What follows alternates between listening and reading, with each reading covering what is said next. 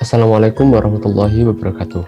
Salam sejahtera untuk kita semua. Yang terhormat Bapak dan Ibu dosen penguji, yang terhormat pula Bapak dan Ibu dosen pembimbing dan juga dosen co-pembimbing, dan juga para pemirsa dimanapun Anda berada.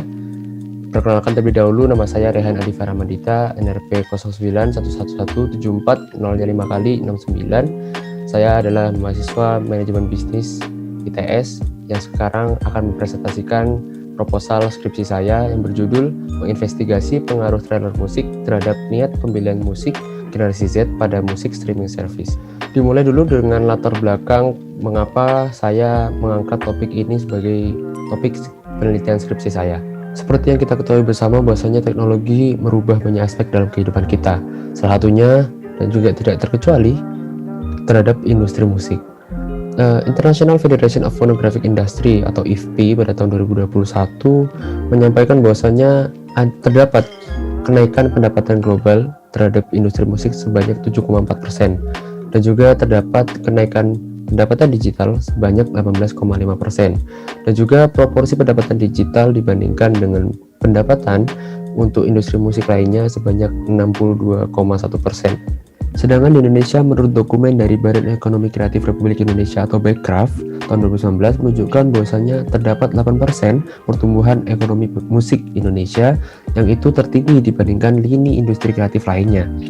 Bicara soal saluran distribusi musik, bahwasanya sekarang didominasi oleh musik digital, tidak lagi didominasi dengan musik secara fisik, di mana saluran distribusi musik digital ini menggunakan musik streaming service atau biasa disingkat MSS.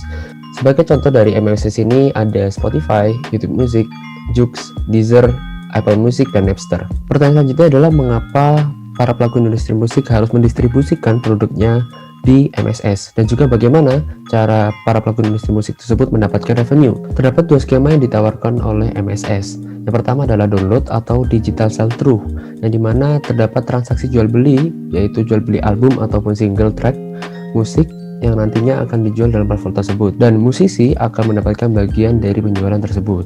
Skema kedua yang ditawarkan oleh MSS adalah streaming, di mana streaming ini menawarkan 3 cara musisi untuk mendapatkan pendapatan. Yang pertama adalah RPM atau revenue per mil, di mana ini adalah suatu satuan ukuran pendapatan yang akan didapatkan oleh musisi per 1000 kali stream. Yang kedua adalah revenue per stream, di mana revenue per stream ini adalah satuan nominal yang nantinya diberikan kepada musisi per 1 kali stream.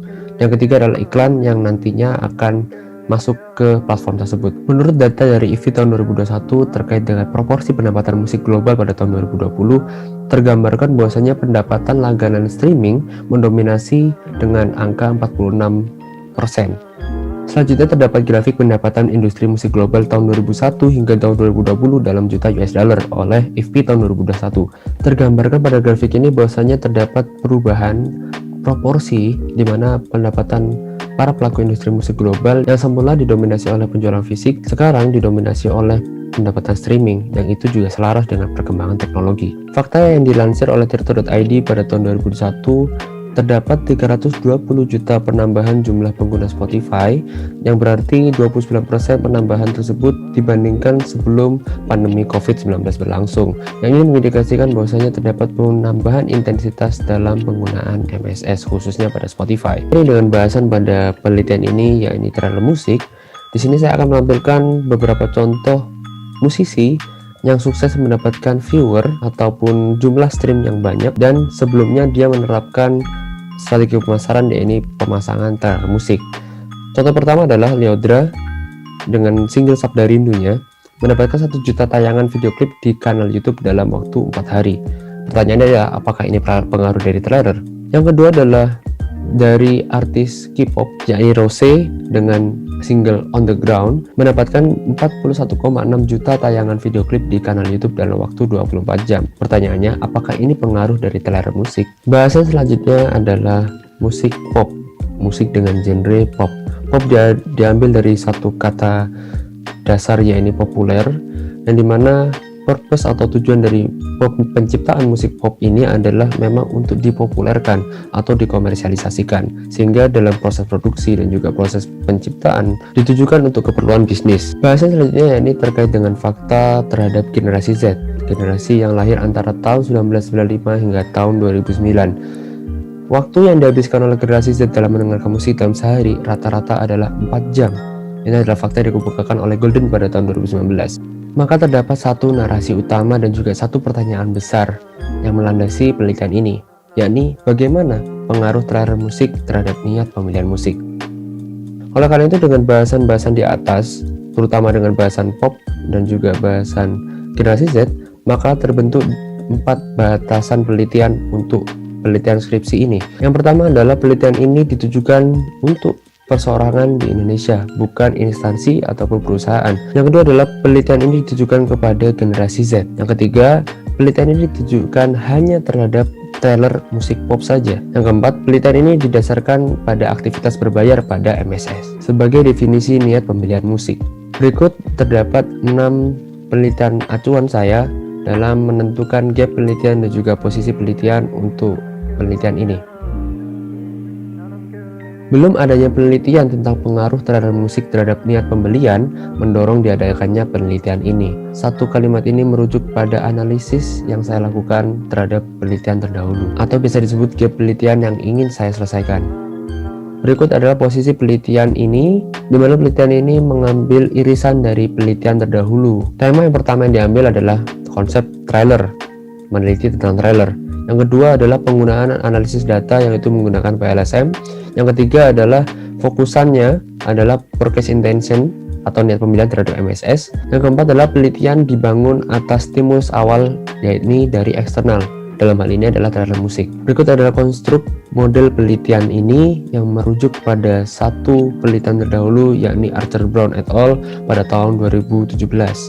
Di mana terdapat 4 variabel laten. Yang pertama adalah understanding, yang kedua adalah liking, yang ketiga adalah intent to generate word of mouth, yang keempat adalah purchase intention. Penelitian ini memiliki 6 hipotesis, di mana hipotesis ini merujuk pada model penelitian yang sudah dijelaskan di slide sebelumnya. Berikut adalah timeline untuk penelitian ini yang dimulai pada awal Maret 2021 dan diestimasikan akan berakhir pada Juni minggu keempat tahun 2021. Berikut adalah flowchart atau diagram alir yang akan mengarahkan peneliti dalam melakukan penelitian ini.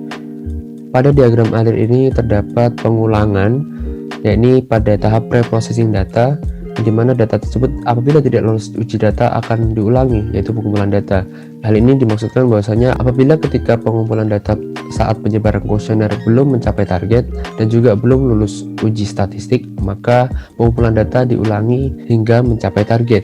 Dan apabila sudah lolos uji, maka dapat melanjutkan tahapan selanjutnya. Minimal responden dalam penelitian ini adalah 180 responden yang didapatkan dari rule of thumb mengacu pada Hare et al. Pada tahun 2017, di mana variabel indikator dikalikan 10, di mana penelitian ini memiliki 18 variabel indikator dan dikalikan 10 menjadi 180 responden dengan kriteria generasi Z yang sedang berlangganan MSS dan pernah mendengar atau menonton trailer musik pop. Berikut adalah teknik pengolahan dan analisis data yang digunakan pada penelitian ini.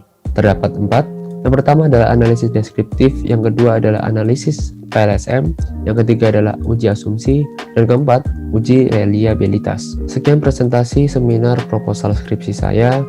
Apabila terdapat kesalahan kata atau perbuatan, saya mohon maaf. Terima kasih dan wassalamualaikum warahmatullahi wabarakatuh.